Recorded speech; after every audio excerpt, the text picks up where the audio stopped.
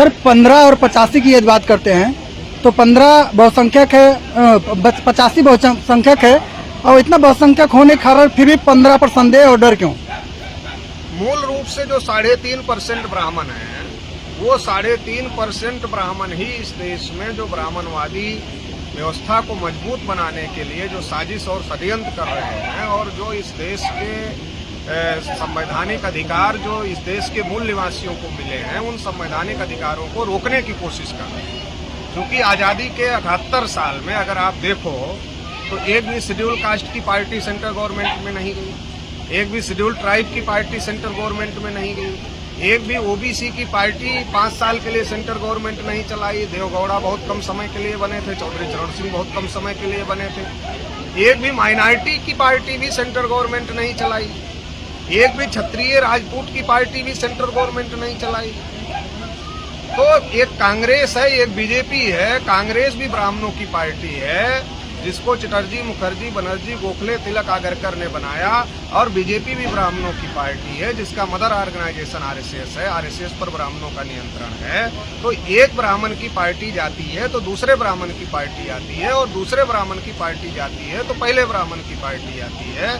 और ये दोनों ब्राह्मणों की पार्टियां सेकुलर और कम्युनल के नाम पर ओबीसी, एससी, एसटी और माइनॉरिटी के लोगों को विभाजित करके उनका वोट ले रही हैं, उनका सपोर्ट ले रही हैं, और इसके आधार पर वो ब्राह्मणवादी व्यवस्था को मजबूत कर रही है। सर उनका विभाजित करने का जो है कि वेश क्या है? हमारे समाज के लोगों में वैचारिक चेतना न होना, ये सबसे बड़ा कारण है। अगर हमारे समाज के लोग वैचारिक रूप से जागृत हो जाएं तो ये हमारे लोगों को विभाजित नहीं कर सकती हैं। वैचारिक चेतना ही पैदा करने के लिए हम लोग इस प्रकार का सम्मेलन, इस प्रकार का कार्यक्रम कर रहे हैं, और गांव-गांव में इस प्रकार का चौपाल लगाकर लोगों को महापुरुषों के मिशन के बारे में, आंदोलन के बारे में, विचारधारा के बारे में जागृत किया जाए तो ये मामला रोका जा सकता है। सर जैसे अभी आपने ब्राह्मणों की बात की है, कहीं न कहीं हम लोग जो है अपने महापुरुषों के विचारधारा को मानने के लिए कार्यक्रम लगाते हैं, लेकिन जो एक कार्यक्रम चलता है इसी के तौर पे सुन करके, और हमारे ही समाज के लोग जातवादियों को, कोई चमार है, कोई यादव है, कहीं वो है, तो उनके कुल्हड़ में पानी उनको दो, गिलास में पानी दो, ये किस तरीके से सुधार आएगा? देखिए, ये जो ब्राह्मणवादी व्यवस्था है ये केवल ब्राह्मणों तक सीमित नहीं है। ये जो ब्राह्मणवादी सोच है ये देश में एससी, एसटी, ओबीसी के दिमाग में भरी गई है। इसलिए मैं ये कहता हूँ हमारा आदमी मानसिक तौर पे गुलाम है। ये ब्राह्मणवादी व्यवस्था एक सोच के तहत चल रही है। वो सोच केवल ब्राह्मणों के अंदर नहीं है, ओबीसी के अंदर भी है, एससी के अंदर भी है, एसटी के अंदर भी है।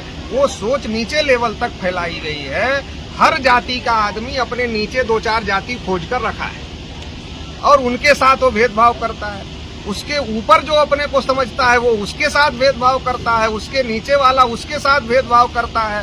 तो अगर जब तक ये व्यवस्था नहीं हम समझाएंगे अपने लोगों को, जब तक वो ये सिस्टम को नहीं समझेंगे, तब तक वो बराबरी के रास्ते पर नहीं खड़े होंगे। जैसे अभी आपने स्पीच में कहा कि ब्राह्मण लोग जो है अपने औरतों को भी गुलाम बना के रखे, लेकिन आज जो जागरूकता के तौर पे चल रही है ये कार्यक्रम, आज भी हम तब भी जो है उनको बाउंडेशन रख रहे हैं, उनको बाहर नहीं निकलने दे रहे हैं, उनको किस तरीके से हर जगह वो आगे कदम कर रहे हैं। बाबा साहब अम्बेडकर ने महिलाओं के लिए इस्तीफा दिया और ओबीसी के लिए, ना तो महिलाओं को पता है ना ओबीसी को पता है। बाबा साहब अम्बेडकर ने महिलाओं के लिए और ओबीसी के लिए कानून मंत्री पद से इस्तीफा दिया, लेकिन ओबीसी को भी कम पता है और महिलाओं को भी कम पता है। उसका कारण ये है कि बाबा साहब अम्बेडकर के जो अनुयायी लोग हैं उनको इस बात का प्रचार प्रसार करना चाहिए था, लेकिन उसमें कहीं न कहीं कमी रह गई और इसकी वजह से ये बातें लोगों को समझ में नहीं आ पाई। जब हम बाबा साहब को पढ़ते तो हम अपने घर की महिलाओं को भी उस मिशन में जाने के लिए, उस आंदोलन में जाने के लिए आज़ाद करते। जब हम बाबा साहब को नहीं पढ़े तो जो बात आप कह रहे हैं कि हम अपने ही महिलाओं को नियंत्रित करके रखने का काम करते हैं, ये बात आपकी सही है। चूंकि ब्राह्मणवादी व्यवस्था का एक अंग पुरुष प्रधानता भी है। पुरुष प्रधानता जो है वो ब्राह्मणवादी व्यवस्था का एक अंग है। तो जब हमारे लोग ब्राह्मणवादी व्यवस्था के मानसिक रूप से गुलाम हैं तो उसका एक अंग पुरुष प्रधानता भी है। जैसे अभी हमारे समाज के अंदर मुस्लिम भाई आते हैं। अपने ही देश के लिए उसमें उनका बहुत बड़ा योगदान रहा है। लेकिन ब्राह्मणवाद के जगह पे आज हमारे ही समाज के लोग, कहीं यादव हुए, कहीं कुर्मी हुए, कहीं एससी चमार हुए, ये लोग भी उनको टारगेट कर रहे हैं। इसका कैसे सुधार होगा? देखिए, इस देश में ब्राह्मणों ने जब एडल्ट फ्रेंचाइज लागू हुआ, वयस्क मताधिकार लागू हुआ, तो जो ब्राह्मण अपने को हिंदू नहीं कहते थे वो ब्राह्मण अपने को हिंदू कहने लगे, और हमारे आपके गली मोहल्ले में जिनकी परछाई नहीं पड़ने देना चाहते थे उनके गली मोहल्ले में आया और कहा कि हिंदू हिंदू भाई भाई, जात पात की करो विदाई। तो जात पात की विदाई तो नहीं हुई, लेकिन मुसलमानों के खिलाफ भड़काकर एससी एसटी ओबीसी को इकट्ठा करने का कार्यक्रम चलाया गया, क्योंकि ब्राह्मणों के पास किसी को हिंदू बनाने के लिए कोई रीति नहीं है। जब मुसलमान के पास मुसलमान बनाने की रीति है, क्रिश्चियन के पास क्रिश्चियन बनाने के लिए रीति है, बुद्धिस्ट के पास किसी को बुद्धिस्ट बनाना है तो उसके लिए उसके संस्कार है, जैन के पास जैन बनाने का संस्कार है, सिख के पास सिख बनाने का संस्कार है। ब्राह्मण के पास किसी को हिंदू बनाने का कोई संस्कार नहीं है। ओबीसी एससी एसटी के लोगों को मुसलमानों का डर दिखा करके